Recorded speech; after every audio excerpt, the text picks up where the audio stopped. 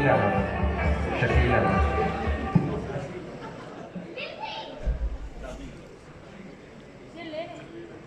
یہ کیسی عجیب داستان ہے صدریانی وقار کہ 70 دنوں سے انسان زندگی و موت کے درمیان خلا میں کھو گیا ہے، اور اسی خلا میں اسے آزادی کا مطلب پتہ چلا کہ آزادی کا مطلب آزادی نہیں بلکہ بیچ چوراہے پر سینے میں گولی ہے۔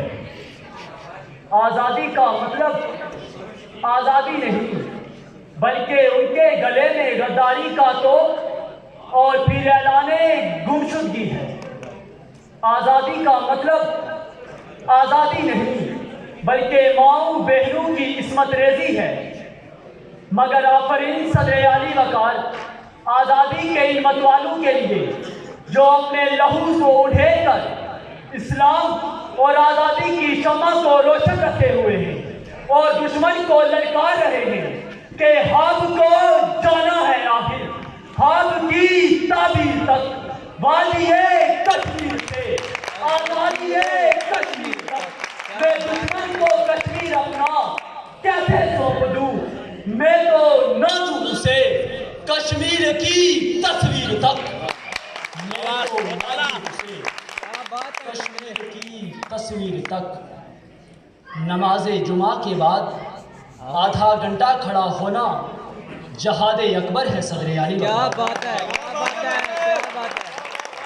اور صدر علی وقار ہم کشمیریوں کے لیے آزادی کا مطلب اور سحر سری نگر کے لال چوک میں سبز کھلالی پرچم لہرانا ہے۔ مگر یہ کیا کہ وقار صاحب سکہ و صاحب پرچم ریاست کو جب اقوام متحدہ کی قراردادوں میں گھسیٹا جانے لگا، جب کشمیر کا اکا دکا مقرر یہاں آ کر آزادی کی بات کرے تو اسے ابتدائی مرحلے میں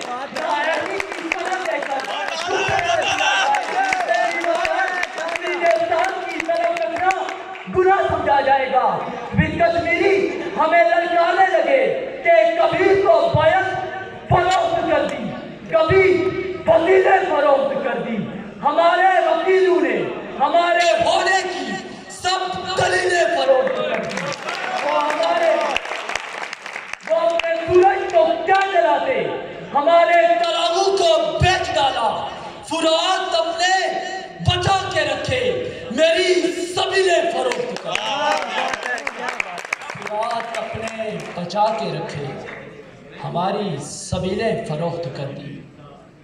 ہماری آنکھیں کھل چکی ہیں صدر علی وقار، اور ہم آزادی کی منزل کو دیکھ رہے ہیں۔ اور اب کی بار ہم نے یہ عہد کر رکھا ہے کہ وطن کی جانب اٹھنے والے ہر ناپاک قدم کو زمین میں گاڑ ڈالیں گے، اور آزادی سے کم کسی قیمت پہ سمجھوتا نہیں کریں گے۔ اور رہی بات میرے کشمیر کی تو وہ میرا کشمیر ہے، کسی کے باپ کی جاگیر نہیں ہے۔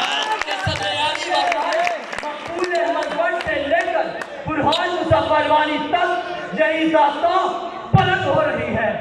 آزادی آزادی آزادی۔ اور اب کی بار کرفیو اٹھے گا اور کشمیریوں کے لہو کی دھاریں فضا میں یہی پیغام بکھیرے گی۔